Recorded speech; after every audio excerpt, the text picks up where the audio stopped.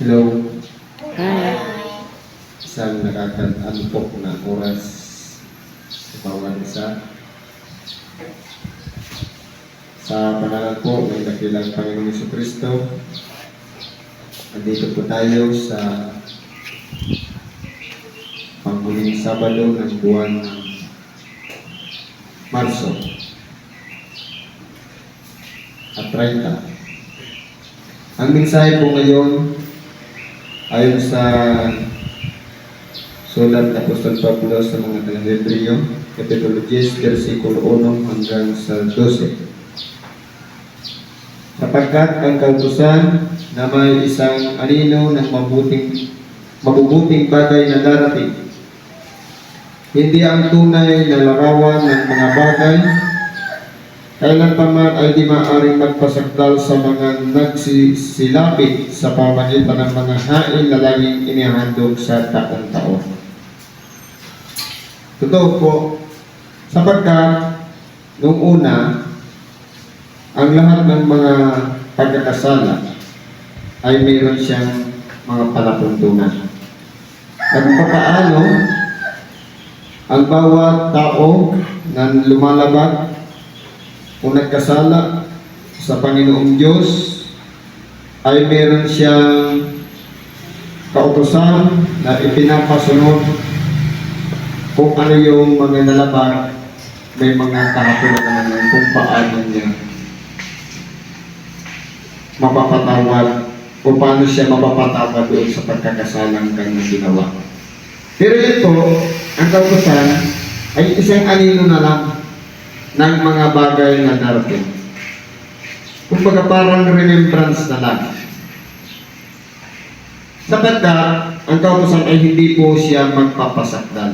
Hindi po mapiperfect sa pamagitan ng sarili nating pag-aalay ng mga susunugin sa taon-taon. Sapagkat yan po ay parang ritual na lang. Sa ibang paraan ay hindi kaya baga nagsipagmikat sila sa paghahandog, sapagkat ang mga nagsisisamba yamang nalinis na minsan ay hindi sana nagkaroon pa ng buhi sa mga kasalanan.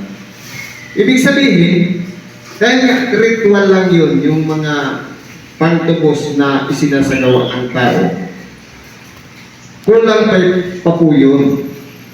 Sapagkat ang nangyayari, kapag nagkasala ka, maghahandog ka. Parang laban, bawi ka. Ganun lang ang nangyayari. Pero dito po sa kasunod, ngunit sa mga hayaw,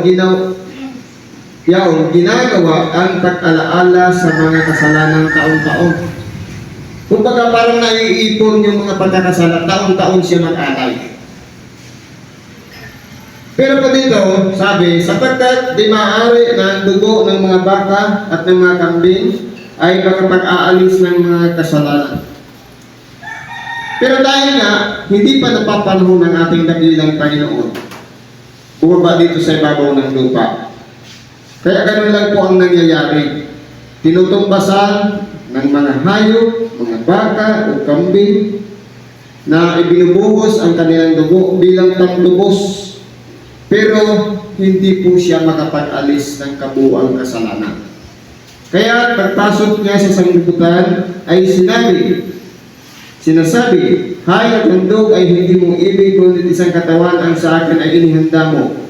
Sa mga handog na susunugin at sa mga hain patungkol sa mga kasalanan ay hindi ka nalukot. Nang magkagay sinabi ko, narito ako'y pumarito sa balumbong ng mga aklat na nasusulat tungkol sa atin upang gawin o Diyos ang iyong kalooban. Kaya po, nung dumating na yung panahon na nakatakda ayon sa inihula ng mga propeta patungkol sa ating dakilang Panginoon, hindi na kinalagda ng Diyos ang manghain at mga handog na susunugin. Kaya ipinaghanda niya siya ng isang katawan sa pamamagitan ng isang berhen na ipanganganak o kaya mula sa kapangyarihan ng Espiritu Santo, mula lang ng Espiritu Santo, naliliman ang Birhen Maria upang mabuo ang isang bata na siyang magtutubos ng mga pagkakasala ng tao. Kaya po, kung magagaling siya sa labas, pagpasok sa sanlibutan, kung lahat ng mga nasusulat patungkol sa kanya, yun po ang nangyari na isagawa, ipinanganak siya sa isang sabsaban, at pagkatapos doon, lahat ng mga ginawa niyang pangangaral, mga pagpagaling, mga ministeryo na ginampanan niya, yun ay kanyang ginawa dahil lahat ng yun ay nakahula para sa kanya. Sa itaas ay sinasabi mga hangin at handog at panghandog na susunoging buo at mga hangin patungkol sa kasalanan hindi mo ibig at di mo rin pinalulugdan sa mga bagay na handog ayon sa kautosan. Kaya kumbaga po, dahil parang wala ng saysay dahil nagiging ritual na lang siya, hindi na po nalugod ang Diyos. Sapagkat kahit maghandog, ganun pa rin ang nangyayari ang ginagawa. Kaya, inilakip na yung pagkatao ng bawat isa sa atin. Sapagkat pwedeng ipagawa sa iba yung paghahandog. Pwedeng lang iutos upang matubos ang pagkakasala. Kaya po dito, iniuugnay sa bawat isa sa atin na kinakailangan kalakip ng ating pag-iisip, ng ating kaluluwa, dapat po inaalaala natin ang ating mga kasalanan. Hindi yung ritual na lang na pamamaraan na parang ginawang na lang pangkaraniwan. Saka sinabi niya, narito ako'y pumarito upang gawin ang iyong kalooban. Inaalis niyang una upang maitatag ang ikalawa.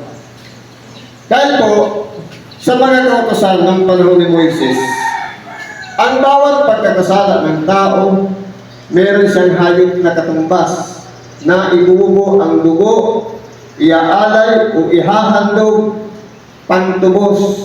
Yun po yung una. Pero po, yung pangalawa, hindi na po hayop ang ginamit na pantubos o dugo ng hayop, kundi ang dugo mismo ng kanyang bugtong na anak sa makatuwid bagay ang ating dakilang Panginoon. Yun po ang itinatag niya.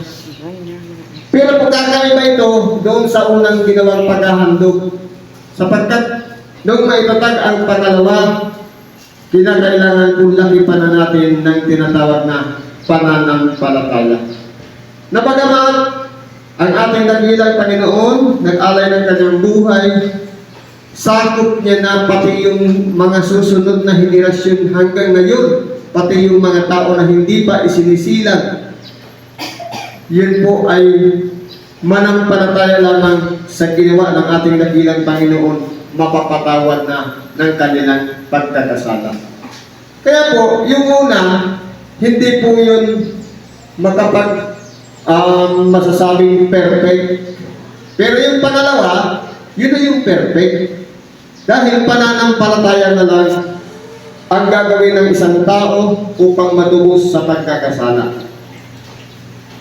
Sa kalooban yaon, tayo'y pinapaging banal sa pamamagitan ng paghahandog ng katawan ni Kristo na minsan magpakailanman. At katotohanan, ang bawat saserdote ay araw-araw na nasiwa ng patayo at paghahandog na madalas ng gayon ding mga hain na hindi makaalis kailanman ng mga kasalanan. Ngunit siya nang makapaghandog ng isang lamang hain patungkol sa kasalanan magpakailanman ay umupo sa kanan ng Diyos. Kaya po dito sa paghahandog nito, kung aaralin po natin sa pamamagitan lang ng paghahandog ng ating dakilang Panginoon, pinapaging banal tayo. Ibig sabihin, kapag yung pantubos na yun na ginawa ng ating dakilang Panginoon, sampalatayanan lang natin yung kanyang ginawa, maaaring sa buong buhay natin, mapapanatili na natin ang pagiging malinis o kaya pagiging isang banal. Hindi katulad dati, nung ang mga saserdote na nag-aalay ng mga handog o kaya nangangasiwa ng patayo, hindi po yun makaalis ng kasalanan. Sapagkat parang wala lang siya. Nangyayari lang siya, parang 1:1 lang ratio. Pero dito sa ginawa ng ating dakilang Panginoon, hindi hindi 1:1, kundi all for one. O one for all. Ibig sabihin, isa lang ang nag-alay at naghandog ng kanyang buhay. Kumbaga dati, isang tao, isang hayop, ganoon dati. Pero ngayon, isa na lang ang naghandog, sakop na tayo lahat. Ibig sabihin, meron na tayong kapanatagan ng ating mga kaluluwa na sa pamagitan ng ating dakilang Panginoon. Nagkaroon na tayo ng pagkakataon na bagamat siya ay umupo sa kanan ng Diyos, siya ay tumanggap ng pinakapangunahing bunga na nabuhay na mag-uli sa mga patay. Tayo naman ay susunod sa Kanya, na lahat tayong sumasampalataya sa Kanya ay pagkakalooban ng buhay na walang hanggan. Kaya po ang koneksyon, ang pagkakaiba ng una ay tinatag, walang iba, yun po ay parang pangkaraniwan na lang. Pero yung ikalawa, sa pamamagitan lang ng kapangyarihan ng pananampalataya, ang ating pagkatao ay mapapanatili natin ayon sa kabanalan na kung paano ang Diyos ay banal, magagawa rin natin ang magpakabanal.